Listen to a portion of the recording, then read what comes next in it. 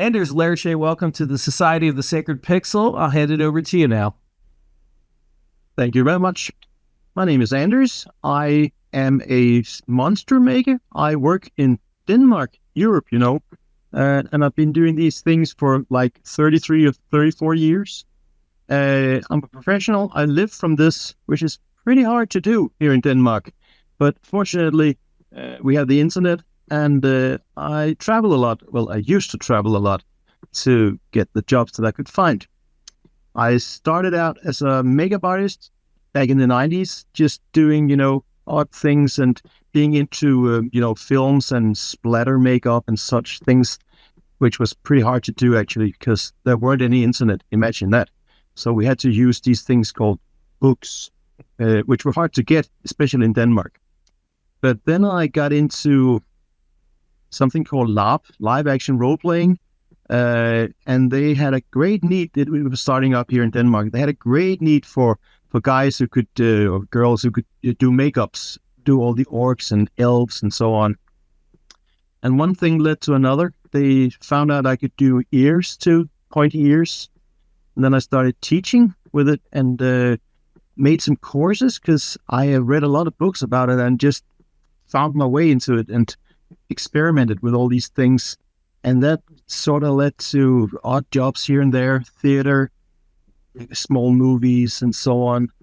And, honestly, it's been a bit of a struggle, to put it mildly. But I've been doing this for 33 years, and I think I found my niche right about now. I'd love to get out to do some more work out in the world, so to speak. But,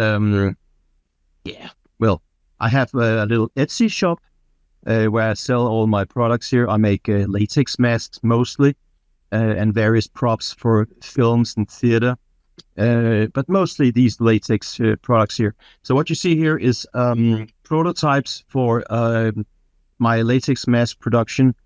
These things start out as usually a drawing, and then after a lot of research, I commit to the clay, which is sculpted. It's all handmade, of course. And after the clay, I make a plaster mold. And into that plaster mold, I cast latex, liquid latex. Just to show you here what I'm talking about. This is a big, big plaster mold. Big and heavy. And you can see the latex, liquid latex inside of here. It's almost dry. Once that's dry, I pull it out and I paint it with various kinds of paints, lots of airbrush and brushes and so on. And then essentially you have a latex mask. If you want to, If you want to mass manufacture these things, you have to send them to factories in either China or Mexico. And I've been working a bit with a couple of companies over there. And had some of my masks being mass-produced there too, and giving them some courses about how to, sculpt and how to get ideas and what. What can I say? I'm pretty much self-taught, actually. I once had a course in Copenhagen, that's close to where I live, with the American monster maker Jordo Shell. Now, Jordo is a bit of a legend. I believe he's one of the best sculptors in the world for these kinds of things, and his talent is unmatched. He is insanely good, and it was very, very helpful to get some pointers from him and just finding out what kind of clay would be good for me to use and how it works and so on. Other than that, it's just been finding my own way into this and talking to other guys in the business. Last year, I visited United States and worked a bit for a big company called Distortions Unlimited. Distortions are kind of legends in the Halloween field. They are the guys that made the thrashing guy in the electric chair. If you ever saw that one, they also made all kinds of Halloween props and masks and so on. And they are some of the best ones out there with their designs and so on. I worked a bit for another company called CFX that makes silicon masks. It's essentially the same process, except for the silicon instead of the latex. And they were very much into digital designs.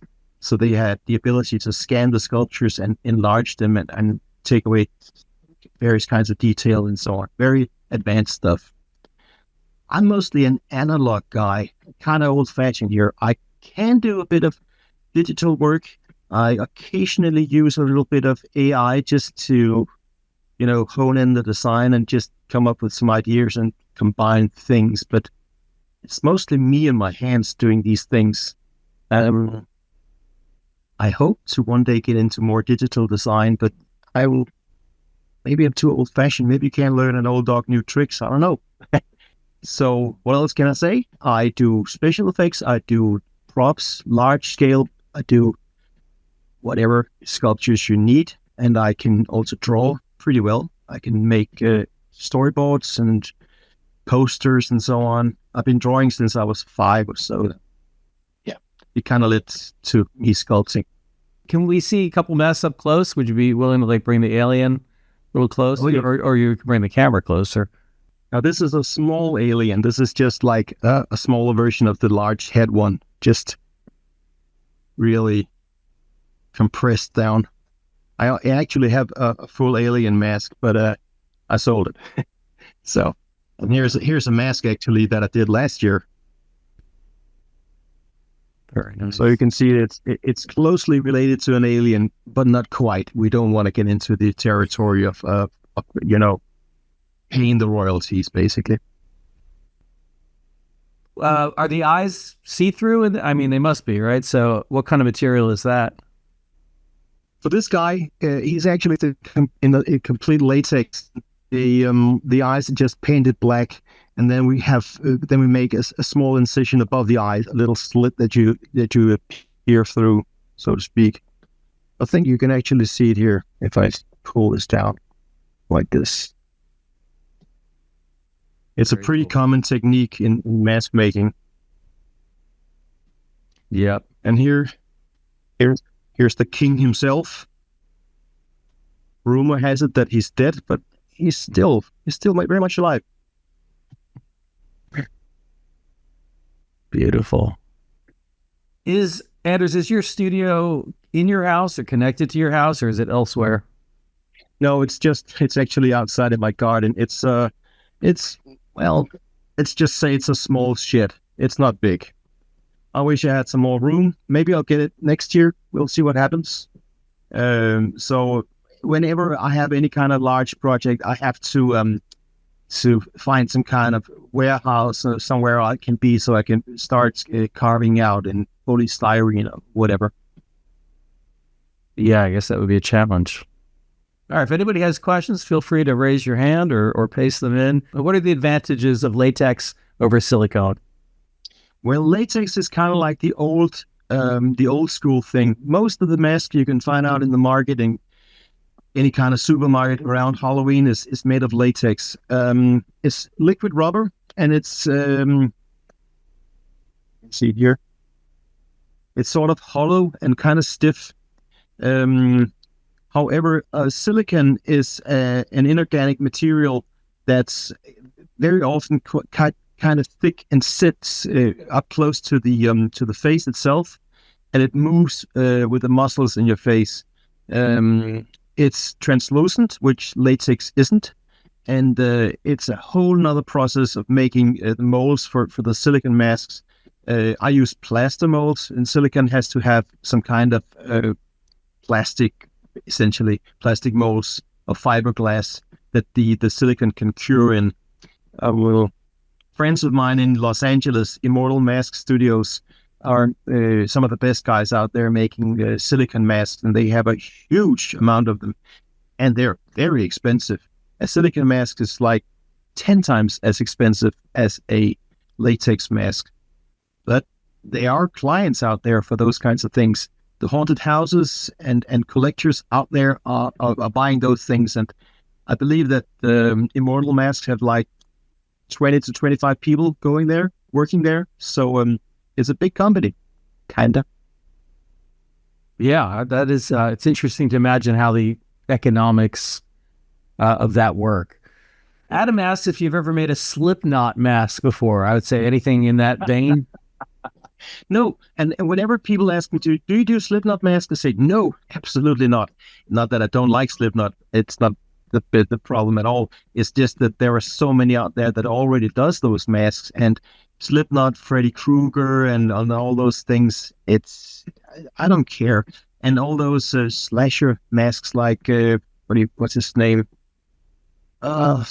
Michael Myers. See, I don't even know Mike Myers exactly. It's not my kind of thing. I want to be original. Having said that, though, I did make an alien mask because, I mean, it's an alien. It's fucking awesome. So, but I try to be original as much as I can. Sure. All right. Well, Anthony, would you be willing to ask your question out loud? Sure. Yeah, I didn't want to interrupt. Sorry. I'm really curious about just it's such a unique thing. You know, going off as an artist and trying to make a career is really difficult. And this is one of those things that's, you know, a subset of an industry, kind of. It really is, to me, being a digital artist and working in commercial work and advertising, there seems to be an abundance of that. So this is a very niche market already, mask making. And, you know, I'm not sure what the level of positions for. Obviously, silicone is a higher level, and it seems like you need the industry to support that. But for you, how did you find what industry do you work in? Who supports your business mostly? And did you end up searching for them and pitching them, or did it organically happen through the 30 years? I guess nothing really organically happens unless you really want it. I wanted to do these things. I wanted to be a makeup artist. I read about Tom Savini and Rick Baker and Dick Smith. These are idols of mine. And I realized that I wanted to be a special makeup artist because these things just tickled my brain. And I wanted to do these, you know, monsters and old people makeup and all those things. And I wanted to know how things are done. So I kind of started out as a makeup artist. I don't do beauty makeup at all. I can if a gun is pointed to my head, but I don't do it. But monsters and creatures and things like that, that's just me. When you were doing monster makeup, things like that, was it for features, episodics, or commercials, or was it for like haunted house things? What were you doing it for? Yeah. Good question. Yeah, well, the thing is that haunted houses haven't really been a thing here in Denmark since 5 years ago or something like that. We got into the Halloween business really, really late, and it's taking off majorly right now, and everybody's loving it, and everybody's having it, and it's overtaking everything. But haunted houses didn't exist for 5 years ago. What we had instead was live action role playing, and there were hundreds of kids, maybe thousands of kids all over our little country here who wanted to be an orc or something, another kind of monster. Yeah. Or pointy ears. And that's where I came in. And of course, we had the Lord of the Rings come up, and the whole market just exploded because of that, because everyone saw, wow, this is great. Well, you can actually play these things. And we had these weapons we have a big company here in Denmark that I used to work for that make these rubber weapons, essentially. And I make all the masks and ears and so on. Back in the day, we actually went to India a couple of times and helped the factory down there set up the shop and get everything going and so on.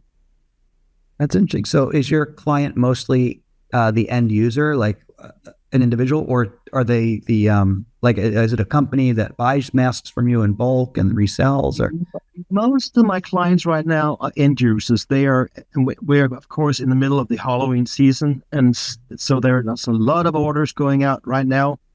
We have Elvis back there going out to a client tomorrow.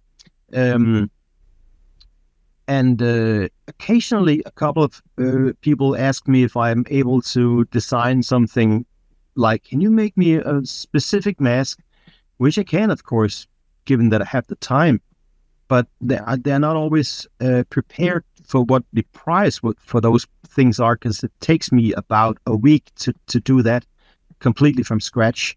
Right. And that's like, let's see, $1,500 approximately, which is pretty cheap. And most people don't expect that these kinds of work cost that much, and it's actually pretty cheap. But sometimes you get a client that's maybe making a movie, or having a starting up a production somewhere and want something designed. I did some design work for a client in New Zealand who is working on a film about a troll, the kind of troll that lives under a bridge and trying to find his home in New Zealand. And I'm not supposed to tell anymore, but I did a lot of design work for him. So just to help this project along. And actually, I mentioned Lord of the Rings. It's always been a dream of mine to go to New Zealand and work for Weta Workshop. Weta Workshop were the guys who made the Lord of the Rings, and it's a huge company today. But given that the things are the way they are at the moment, it's not in the cards. Maybe next year, we'll see. But that's definitely the place I would thrive in and work in, without a doubt. Thanks for answering that. I appreciate it. It's always fun hearing about the journey. Yeah. It's never a straight line. Nope, never. I wanted to ask about how it works with your clients. Like how do they approach you, especially when it comes to big budget clients like filmmakers? Are you responsible for everything, like the concept art, design, and the production, or do you collaborate with artists who are working with the filmmaker? And what's that process like? Well, that depends really, but I'm always open to working with other people, because working in both film and theater is a collaborative experience, and we have to work together. We're gears that are interlocking with each other. So, for instance, I'm able to draw and sculpt, but there's another design that's already made. There, I can work on that, no problem. The thing is, I think it's important sometimes to put your ego aside and just concentrate on the job and do your best work, because it's not about being a rock star and being cool all the time. It's about getting the job done and doing it right, as good as you can do it. So I'm not in this for any fame and fortune. God knows there isn't any fortune in this, but I can't help doing it. I want to do these things, and I'm good at it. And I also wanted to ask about your, like you mentioned that you research before you start putting the ideas down on paper, right? So where do you derive this inspiration from, and where do you look for it while you're researching? It's a good question. I have a database of thousands of pictures that I've collected over these past 30 years. And all the time I see any kind of picture that interests me, or any kind of design or something that I saw in a movie, I save it, because it might bring something. It might have it in detail that kind of tickles me. Actually, I have too much inspiration, and sometimes it's hard to really pick on what I want to do. Occasionally, I actually use a bit of AI just to turn the bucket around sometimes, and how would this look if I added something here? And can you make this into something more cute, or give it longer teeth? I can draw those things easily enough, but it takes a long time. And the AI can just manufacture it instantly. And it helps a lot, because once I've logged into a design, I can sculpt that, and I don't have to make conscious decisions. I can just look at the drawings or the picture and just go. But other than that, I'm sometimes you get inspiration, and it's hard to pin down. Sometimes you just get something about, hey, wouldn't that be cool if you took this and combined it with that and gave it that color? And yeah, and sometimes it's just a feeling that you get. I call it inspiration, but it's something like, it's hard to explain. It's about something you saw in a movie maybe, and then you want to extrapolate on that and give it something else in the same kind of vein. And for instance, here with the alien here, you got almost the same design as the original Alien, and you got hidden vision holes up here and the silvery teeth, but then you got the short head like an ant, sort of like bony and still metallic. And this is just an idea of because the original alien mask is enormous. And I thought, hey, maybe we can do a simpler version of that and just shorten it down. I had a couple of people buy it, and I'm pretty sure somebody is using this for fetish purposes, I suppose. But other than that, that's up to them. That was really fascinating. Like how you like kind of mix match every bit of inspiration that comes in, and even nature, like you mentioned, that looks like the back of an insect, like some sort of an Exactly. Yeah. Really cool. Thank you. Thanks, Malika. This is actually a bit of a secret. I'm not supposed to reveal this until it's out, but it will be out in December. Pretty sure. It's a mask that I made for a Mexican mask company. I made it in December 2024, but unfortunately it was delayed in post and it got stuck in customs. So they weren't able to integrate it into their production last year. So it's been sitting on my shelf, essentially, the design. I couldn't show it to anyone. But I'm thinking, hey, we're close to December now, and it's fine. I know that they're working on it right now. So it's going to go into mass production here. There are these peek holes. I don't know if you can see it, but there's actually a hole up here that you peer through, and a bit here also. And I think somewhere in between here, there's some holes for breathing, hopefully. And Is it asymmetrical? I can't tell. Is the front? Oh, okay. It is symmetrical. It is symmetrical. I see it now. Yeah, that's great. But this is it's another one of those designs. I like to make things that don't have eyes because it looks cool. And I imagine this is a kind of creature that lives in a cave somewhere without any light, and it's just hunting with its sonic abilities or telepathy or whatever, something nasty. And then I tried to make something that had a lot of teeth and is sort of albino-like. And then again, you get, and this is something that I strive for in designs, that whenever you have some kind of monster, and whenever you have some kind of design like this, you have to have some lines that look, sleek or nice. And in this case, you have the lines of the head going. You can see all of these lines here going backwards. So it gives us this kind of sleek design here, and it's sort of pointing at the end here. And all the sort of the way these holes are leveled here is also to giving it this sleek design. And then you get the contrast, the painting of the white bone here, and the sort of red fleshy stuff here, which is a great contrast also. So, and in my book, monsters should look either good, sexy even, or chaotic. And essentially, a monster is something that doesn't belong in nature. It's outside of nature. It's a freak. It's a mutant. It doesn't belong there.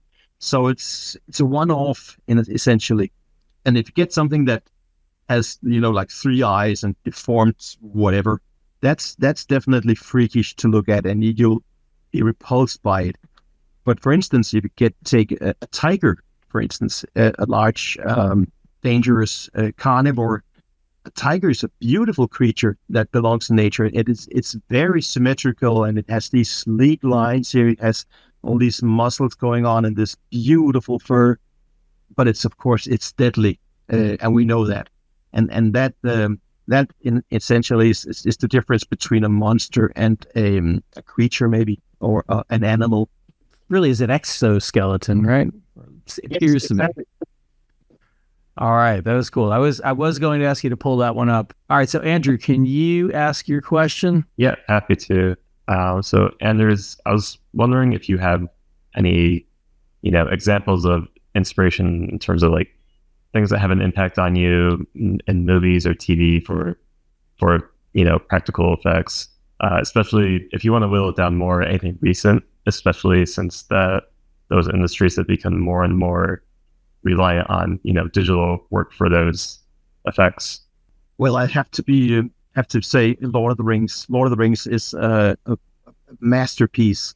And what they did back then with all the practical orcs and the practical prosthetics that they used in masks is masterful. And you can see what happened when they made The Hobbit, which was a bad script. That's the first thing that went wrong. But also all the creatures there were CGI. And okay, let's face it, they probably didn't have enough time, but it didn't work. They didn't feel real. And there was something off about it. And it's something subliminal that you can sort of tell that this thing here is not quite there yet. Having said that, though, they are getting better with these effects. The best effect is the one that you can't tell is even there. So it's the thing about us monster makers. There's always this, back when they had the old apes in Planet of the Apes, that was much better. We want these prosthetics. Not really, no, because the new apes, the digital apes in the Planet of the Apes are sublime. They are completely photoreal. And I'd say the same thing about Avatar. These things are photoreal. It is insanely good made. So you can't make that with makeup. So I think what you should do as a guy like me or a digital artist, you should merge these two things and really work together. Because as you saw with, for instance, Jurassic Park, you can make beautiful dinosaurs, but you can't make them run unless you use CGI. Unfortunately, nowadays they use mostly CGI, and it's kind of off, I think. So I think we need the practical effects for what is supposed to be there. And fortunately, directors know that when they do something that the practical makeup or practical monster is good, but let's enhance it just a little bit. Let's remove the rods.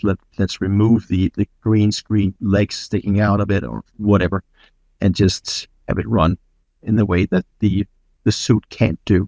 Yeah, definitely. I appreciate your honesty too. I feel same about the disconnect between the original Lord of the Rings and the Hobbit. And I think you're right. I think like some previous or like recent examples of, I think it is a successful mix when you can blend the two, the practical and digital, and works. Like I saw that you made like a realistic worm for Dune too recently, so I assume you've seen those movies and the work of the mix that's happening there. What movies was that again? Dune. I saw on your. Dune. Oh yeah. I love Dune. I love Dune. I love it. And actually, that reminds me, because I talked to a couple of makeup artists who worked on that movie, and they did Fade Rotha's makeup. He had Austin Butler had a bald cap on and eyebrow covers. And I asked them, how did you manage that? Because you were shooting out in the heat in the summer, doing that gladiator fight scene. And there are close-ups of his neck, and there's always something pinching there and something loose coming undone. And they were like, yeah, we had problems, but they digitally erased every problem that we had. That's cheating, but it works. And that's the beauty of it. And you can marry these two things and get the best result. Awesome. Thank you. I actually wanted to ask kind of a tangent to Andrew's question, but you talked about inspiration in movies. What about special effects and people? Like who were you studying when you were learning, or even now? Who did you look up to? Well, I have to say Dick Smith. Now, Dick Smith is a makeup artist who finally won an Oscar for Amadeus. He was the guy who did Taxi Driver. He did The Godfather, and he did a lot of other things. He was big guy in the 70s and the 80s, and he invented a lot of the techniques that we use today, actually, too. And the thing is that he was sharing it because he was working in New York, and he was trying to get a break into the Hollywood industry, and all the old guys there was like, yeah, well, it's a secret, we can't tell you, it's a special recipe for our phone, and we can't tell you guys over there. And he's like, hey, we're working in the same business, there's enough jobs here. And he always tried to share, and he was contacted by a young guy who was like 16 years old, who wrote him a letter and said, I saw your things in Makeup Monsters magazine or something like that. And I made these things myself. And Dick was blown away because this guy was insanely talented. So he invited him over. And that guy was Rick Baker. So the little Rick Baker got hired by Dick Smith to help him work on The Exorcist. And he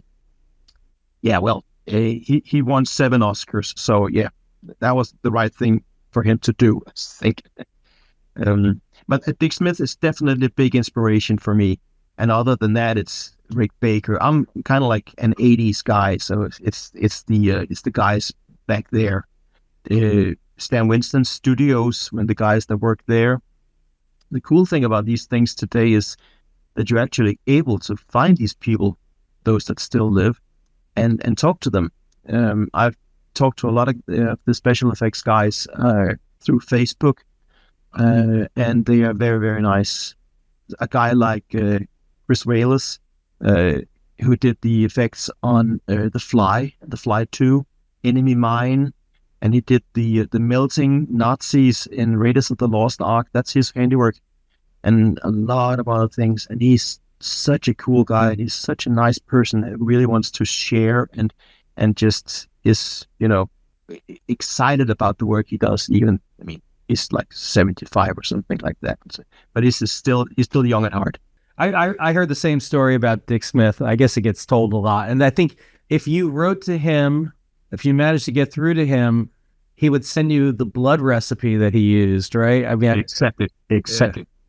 And I think that was like, an early example of being generous with your knowledge in a very analog way. It meant like, letters through probably a magazine or a movie studio, and somehow they filter it to him, and he would get back to these people.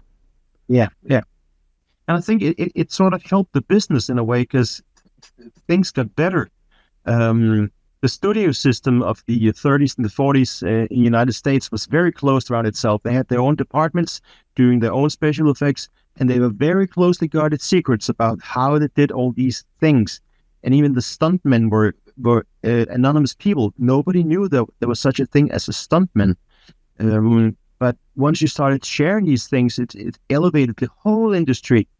And occasionally, even if you share something, you might get your fingers burned. Someone might steal something from you, or disrespect you in some way. I don't know. But I've discovered that it mostly comes back to you positive. I do believe in karma. It has its way to helping you out there. I agree. All right, thanks. Yeah, Adam says that The Hobbit was very bloated, and he agrees on striking a balance between practical and digital effects. And he also is a fan of Taxi Driver.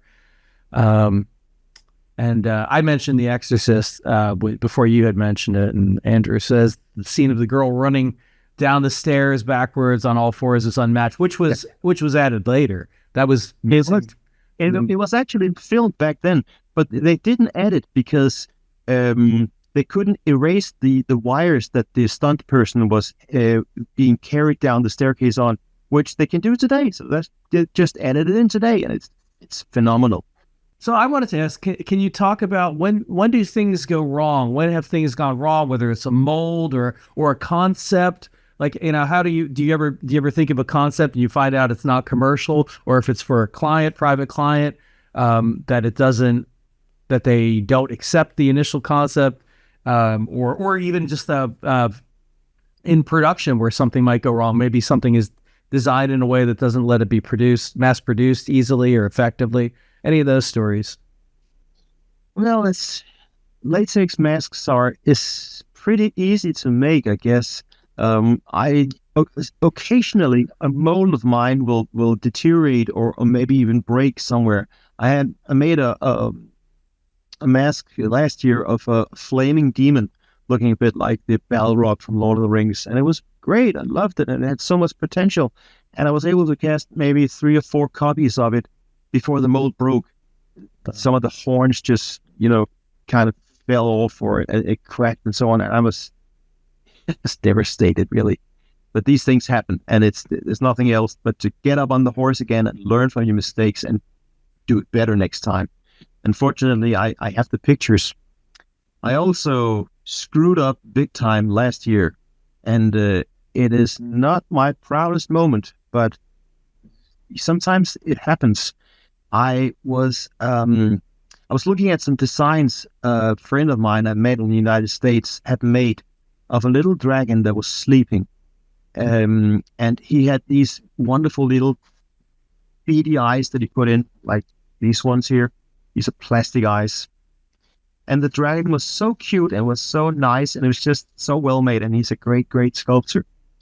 So I thought, hey, I can do that. I can just make a little dragon like that, and I'd probably sell it here on Etsy. And mind you, I don't sell a lot of these things, but neither does he. So I made that one, and I put it out on the internet, on Instagram. I didn't actually sell anyone. I just put the first one on and said, look what I made, and thanks to him for the design and so on. And I did try to ask him, but he never answered. And one of his friends saw it, and he went ballistic on me. And then, right as rain, the guy who originally made it, he contacted me and said, how dare you steal my design? And I was ready to crawl into a hole in the ground. I was so embarrassed because I stole his design. I profusely apologized, but the damage was done. Of course, he's no longer my friend, and it's not my proudest moment. These things happen, and sometimes you get a design and you just change it a little bit, and sometimes you just outright steal something if you think it's cool. I'll try not to steal next time. Well, thanks for sharing that. Yeah, it's tough. There's always like a lot, or how do you determine where the line is? And some of us might like make something for ourselves first, or see if you can just replicate it, and then once you've made it, it's tempting to offer it out there. Do you ever have to work under budget constraints? That's one of the questions that was sent in. Like, are there times when you've had to compromise a design to fit a budget? Yeah, often. Sometimes it's just a little movie that you're working on, and you're in a time crunch, and you don't have the proper materials, or you don't have the proper actor to make a face cast from, and you just have to, okay, let's make it in latex. This is the cheapest one, and let's see if we can make it work. But I get by, I suppose. Sometimes it's just it's also dependent on what kind of movie it is, because I'm often approached by people who wants to do some kind of movie, and it's always, oh, we're working for free, everyone, and this will look good on your resume, and I don't care about that anymore. It doesn't pay the bills. So I just take what I think has potential and has spirit and has a good story, and I say yes to them. And if they can pay my expenses and a little extra, then I'm happy. Percent. Thank you. Talk a little bit about shipping and packing. How does that work? I'm sure you have to be extra careful. Are there considerations for temperature, humidity, or anything that you have to really guard against when you're shipping stuff? Here's a mask that's going out tomorrow. It's an unpainted version of the little alien here. It's being stuffed with some packaging peanuts and put into this box, of course, and just shipped. Now, obviously, we have the tariff problem in the United States, and oh dear. And I was really worried that this was going to affect my little Etsy shop, because for a while it seemed like it wasn't even possible to ship things to the United States at all. I was using UPS, which is normal for you guys, but not for me. For a month, until I discovered that our National Postal Service, which is pretty good, they had actually kind of discovered it's not a sneaky way of doing things, but they just wrote that if you send something to the United States and you just label it as a gift and tell it that it has a low value, it goes right through customs. Of course, if it gets lost over there, you don't get the get the money back from Etsy or anything, but that helps a lot. And I'm able to ship all my stuff between the United States, and it takes about 7 to 12 days or something like that, which is very fast, including a tracking number. So yeah, there's been no problems at all. Knock on wood. Use all the loopholes you can get. That's I'm glad that worked out. Yeah. All right. Yeah, I was just thinking, I've been visiting United States a couple of many times actually, and I've been going to the Trans World Halloween trade show in St. Louis. I went there last year. I think it was back in March. Just talking to people and getting some connections and seeing what's going on. And people were very worried because of Trump, obviously, and they were like, yeah, we're really hoping that this will be good. And it hasn't been good at all. The Halloween business has suffered a lot. Some have packed up and turned the keys, and others have just, scaled back and just really tried to make it through. But it's been tough, and everybody was feeling it there. And which is very unfortunate, because I was just about to, advance more to the United States and going over there to work some more. But coming to the United States to work now is kind of tricky. It's not impossible, but it's definitely not as easy as it used to be. Fortunately, I can do things from home and just ship it over to wherever. The film industry is in a strange kind of limbo. Hollywood is either winding down or completely changing, and things are going abroad, and all the workers there are struggling to find work. And it's been everyone that I've talked to has been like, yeah, man, it's things are getting tough here. But of course, films are still being made. It's just somewhere else. It's for streaming, like Netflix and so on. So it's just not. Maybe it's not Hollywood anymore that does it. I mean, you're definitely in the time of changing now. So there's got to be some kind of way to make it through this. But yeah, I don't know, man. I do my masks here, and I teach a lot to make it through. But I'd rather be working on some kind of cool movie. But you have to do what you got to do, and find work wherever you can. Yeah. Well, can you talk a little bit more about teaching? That was another thing I wanted to get into. What, where are you teaching? What kind of courses, etc.? I've been teaching more or less my whole life, because I have found out that I have a passion for finding out how things are done and telling other people how I do it. Because I, like in connection with Dick Smith, I realized that if you are able to understand a process and put it out in words, then it improves the process for yourself. You are able to get better because you kind of know what you're doing here.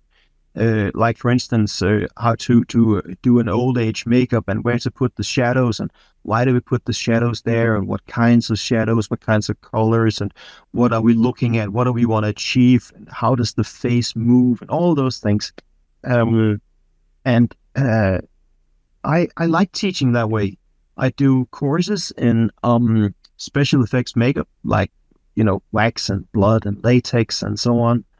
But also Halloween props, like how to make a disgusting skeleton, or how to make a gravestone, or how to work with paint and plaster and whatever you use to make cool stuff. And these are things I've also picked up from the internet and other Americans. And it's my philosophy, really, that as long as you use the right materials and you use them correctly, you can do something that's very, very professional looking. That's nice to know that it's accessible fairly easily. And sort of, yeah. Has anything, and by the way, Nichelle says in music, this is kind of related to an earlier comment about money, but in music, they make you pay them for exposure, which is even worse. Yeah, years ago, there was a film that actually tried to charge someone to be their art director, charge them $10,000 or some high amount of money so that they could then say that they were an art director on a film. Yeah, nuts. All right, I got two questions I have to. I'm keep trying to remember. One is, if you're making something, especially for a film, do the intellectual rights transfer over? So if you made it for a production and it was successful, and there was going to be a sequel, and they wound up making more masks based on your design, or merchandising, or putting in the poster, how does that work? How do the intellectual property rights work? That's a good question. I've unfortunately never been in that fantastic situation that I had made something that was made into a mask after the production wrapped or something like that. But you have to be aware of what you're working with and not share it too much.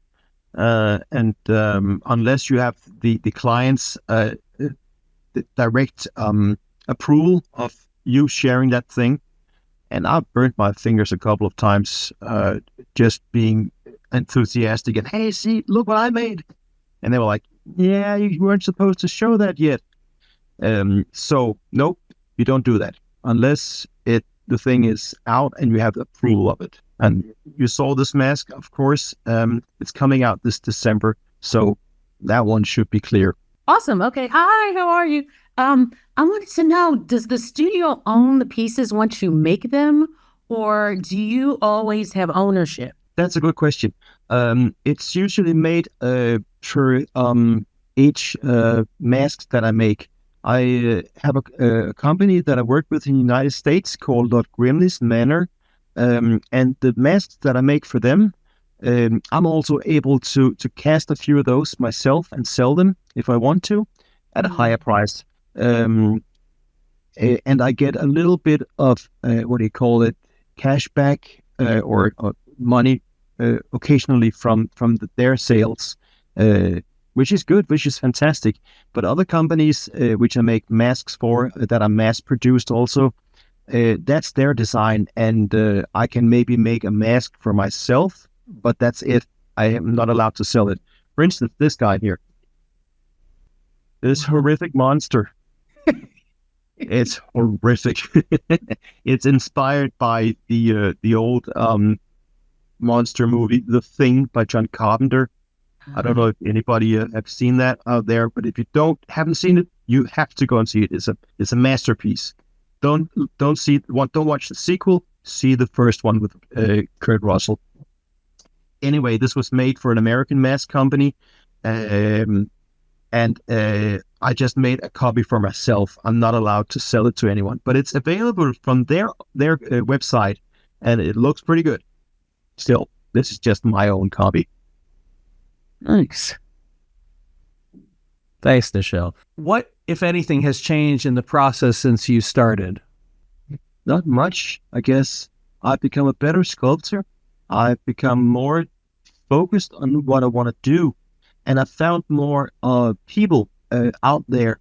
Because back when I started really getting in contact with the American Halloween industry, it was hard for me to get through and really show them, hey, I'm pretty good. I can do this stuff.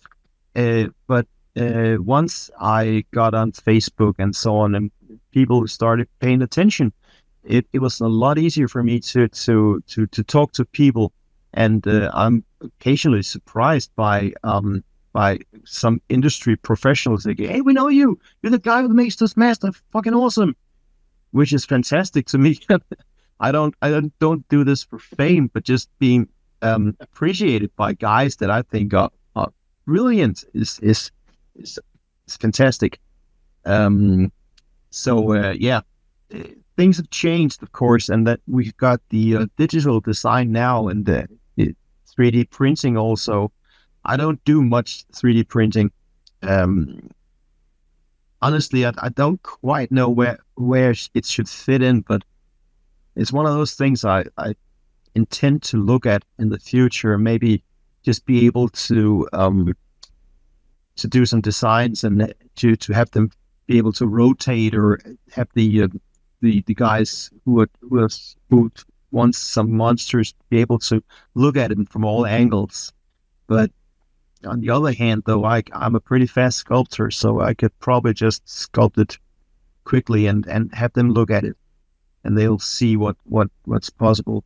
And again, we can just use ChatGPT and take a simple design and have it elevated with colors and a bit of movement and so on. It's quite amazing what you can do nowadays. Yeah, and by the way, everybody, Anders has a Facebook group with 4,000 members for his special effects. That is huge. We were talking when we both started. Quite amazing. I assume there's a lot of customers that come from the group, or they are customers and they join the group after the fact. Occasionally, yeah. It's not a lot of that lead through there. I wish there were. I don't really look at it that much. Anyway, anytime I do something new, I post it there on the group too. But I'm not as social as I probably should be. And there's a lot of things I should look into. For instance, I was looking for some steady work lately, and my LinkedIn profile has been inert for the past 20 years or something like that. So that's one of the things I have to look into next year, because it would be nice occasionally just to have something steady that you can do. But as I said, I work in Denmark, and there is nothing here. I mean, there's a couple of companies, a couple of haunts, if you're lucky, and that's it. And there's no point in me working for Lego. I don't know if you know it, but Lego toys are made in Denmark, because that's not the thing I do. The arrows point towards the United States. Sometimes they point towards New Zealand, maybe. I'm not sure. We'll see what happens. Yeah, it'll be interesting to check in with you and see where you are in a year or two. Yeah. Adam says those 50% taxes must sting as well. 50% taxes here in Denmark. Yeah. You know what? We actually get a lot for those money.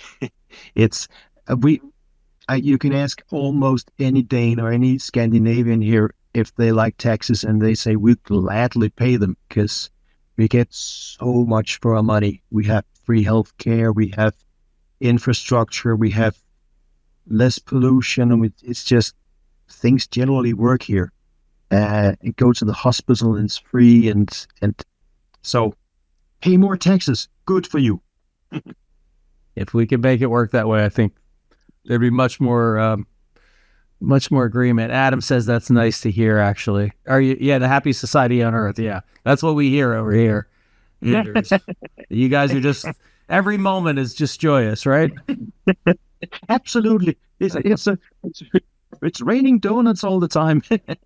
No, it's quite good. And did I mention that the Danish girls are very pretty too? No, it's fine here, and it's no paradise. And I hear it a lot that Americans wants to work in Denmark. It's very hard to get a job here, and believe me, there aren't any jobs, especially for a guy like me. So I wouldn't trade it for anything. I'm very happy about the way things work here in Denmark. That's so nice to hear. If you don't mind me asking, do you have a partner? And if so, or even just with friends and family? To me, I've been a horror fan since I was a little kid, so none of this is all my world too. But does anyone ever have a negative reaction when you tell them what you do or when they see what you do? Rarely. I'm married at the moment. I have a family, couple of kids. No, it's sometimes people have a hard time grasping on what it is that I do and why I do it. It's very rare that I meet anyone that doesn't at least see the artistic level that I'm doing. But well, that's their loss, I guess. And I completely understand how odd it must seem that a guy sitting here in Denmark is doing all these monsters, because it means there aren't a lot of us. Somebody has to do them. So, and I have a calling for this. I have a knack for it, and I have to do it.